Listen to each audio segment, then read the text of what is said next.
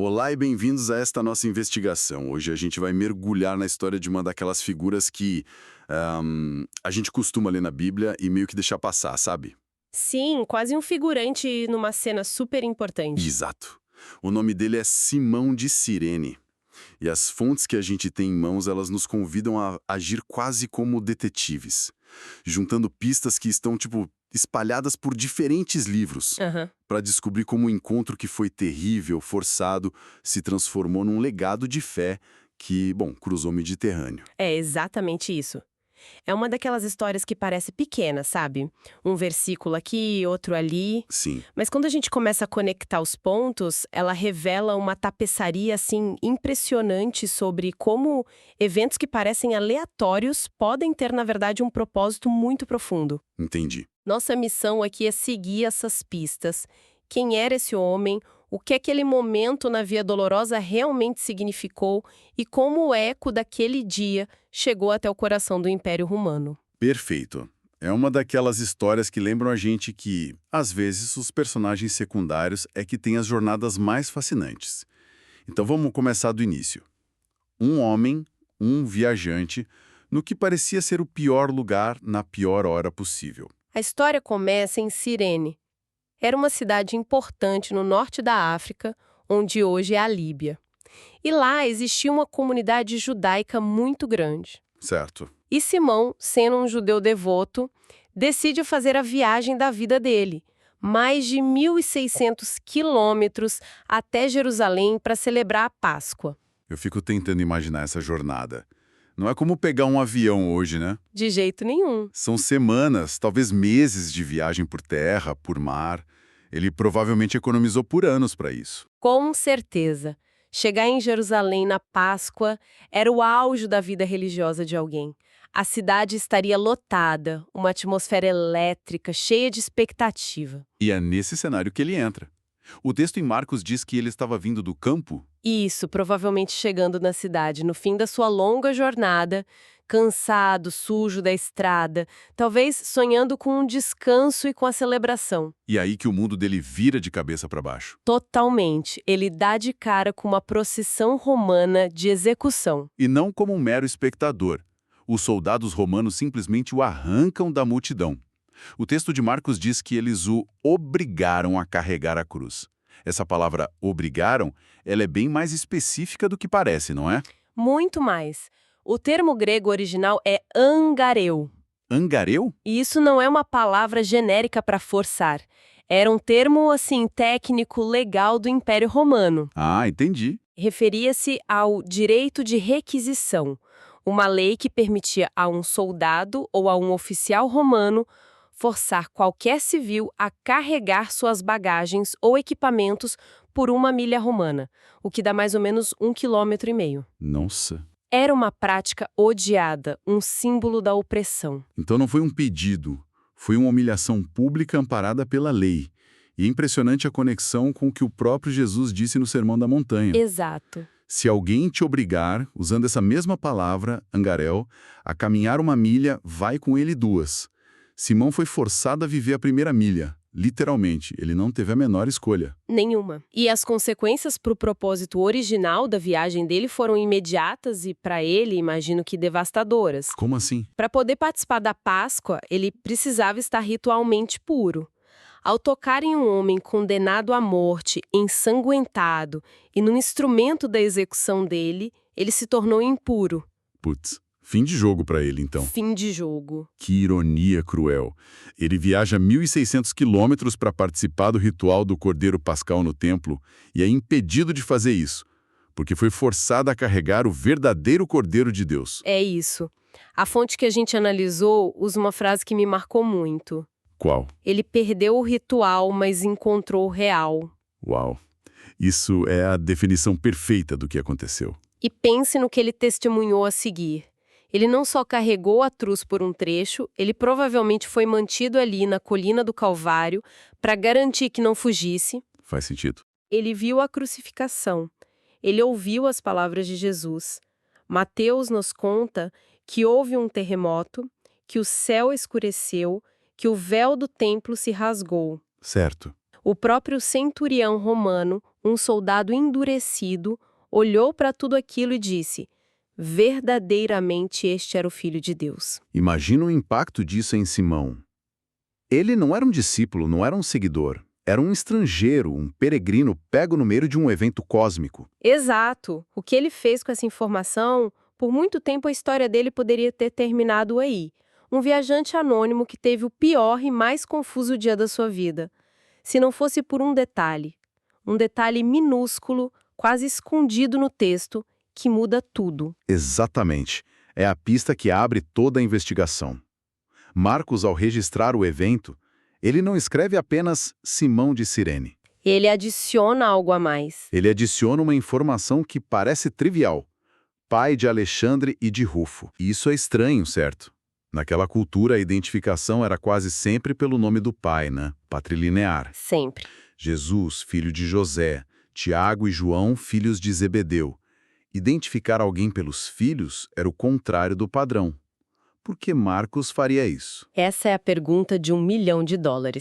A única razão lógica para quebrar uma convenção social tão forte seria se os filhos, Alexandre e Rufo, fossem pessoas conhecidas. Conhecidas e importantes. Isso, para o público original do Evangelho de Marcos. Ele não estava escrevendo para nós 2000 anos depois. Ele escrevia para uma comunidade específica. Era como se ele estivesse dizendo: sabe aquele Rufo da nossa igreja? Então, foi o pai dele. É uma referência interna, tipo um aceno para os leitores. E a tradição, e a maioria dos estudiosos, concorda que Marcos escreveu seu evangelho primariamente para qual comunidade? Para a igreja em Roma. Em Roma. Então, a pista nos diz que os filhos de Simão eram figuras proeminentes na comunidade cristã de Roma, anos depois da crucificação. Isso já é uma revelação. Com certeza. Isso significa que a história de Simão não terminou naquele dia traumático em Jerusalém. Ela teve uma continuação. E é aqui que a gente salta para outra parte do Novo Testamento e a segunda peça do quebra-cabeça se encaixa de forma impressionante. Vamos lá. Vamos para a carta de Paulo aos Romanos, escrita para a mesmíssima igreja. No capítulo 16, Paulo está encerrando a carta com saudações pessoais, uma lista de pessoas importantes para ele naquela comunidade. Certo, a lista de saudações. E no versículo 13 ele escreve: saúdem Rufo, eleito no Senhor, e a sua mãe, que tem sido mãe para mim também. Peraí, isso é... Uau! É forte, né? Então temos um homem chamado Rufo, que não é só um membro, mas é eleito no Senhor, uma expressão de altíssimo respeito na Igreja de Roma. Isso. E a mãe dele, que seria a esposa de Simão, era uma figura tão central e maternal na comunidade que o próprio apóstolo Paulo a considerava uma mãe. A probabilidade de ser a mesma família não pode ser coincidência. É extremamente improvável que seja coincidência. Um líder cristão chamado Rufo, cuja mãe é igualmente reverenciada, na mesma cidade para a qual Marcos escreveu, mencionando um Rufo como alguém que seus leitores conheceriam. As peças se conectam. Perfeitamente. Isso nos permite reconstruir o que deve ter acontecido. Simão voltou para casa, para Cirene. Ele não voltou o mesmo homem. Ele tinha uma história para contar. Uma história sobre o encontro forçado que o tornou impuro, mas que o colocou no centro do evento mais importante da história. E o testemunho dele deve ter sido tão poderoso que converteu sua família inteira. Sua esposa e seus filhos, Alexandre e Rufo. A experiência que deveria ter sido uma maldição que arruinou sua peregrinação, Sim. tornou-se a maior bênção da vida deles. E em algum momento, essa família, ou pelo menos parte dela, se mudou para Roma e se tornou um pilar da igreja lá. Isso me lembra de outras histórias na Bíblia, sabe? De pessoas cuja vida é completamente desviada por um encontro inesperado. Sim, como quem? A mulher samaritana no poço, que só queria buscar água e acabou se tornando a primeira missionária para sua cidade. Ou o próprio Paulo no caminho de Damasco indo prender cristãos e sendo literalmente derrubado do cavalo para se tornar o maior deles. A história de Simão se encaixa nesse padrão de interrupção divina. Perfeitamente. E o legado pode ter sido ainda maior, se espalhando para além da família. O livro de Atos nos dá mais uma pista. Onde? No capítulo 2, na festa de Pentecostes, Quando o Espírito Santo desce em Jerusalém, a Bíblia lista as nacionalidades dos peregrinos presentes. E quem está lá? Judeus do Egito e das partes da Líbia, nas imediações de Cirene. Pessoas da cidade de Simão. Cristãos, e o texto diz que alguns deles, homens de Chipre e de Cirene, chegaram a Antioquia e fizeram algo que ninguém tinha ousado fazer em larga escala antes. O quê? Começaram a pregar o evangelho também para os gregos, os não-judeus. Isso foi o que abriu as portas do cristianismo para o mundo inteiro. Foi o início da missão aos gentios, que Paulo mais tarde lideraria. E a fonte dessa ousadia veio de homens de Cirene. Embora a gente não possa provar com 100% de certeza, é muito provável que a semente dessa missão tenha sido plantada por Simão. Faz todo sentido. O testemunho de um homem compartilhado com sua comunidade em Cirene pode ter inspirado uma geração inteira a levar aquela mensagem para todos os povos. O homem forçado a carregar a cruz por alguns metros deu início a um movimento que ajudaria a levar a mensagem da cruz por todo o império. É impressionante. Um ato de opressão romana se transformou no catalisador para uma missão global. O que começou como uma interrupção irritante, um golpe de azar para um viajante cansado, se tornou o evento que definiu não só o destino de sua família, mas que ajudou a moldar o futuro do cristianismo. A conclusão que podemos tirar disso é profunda.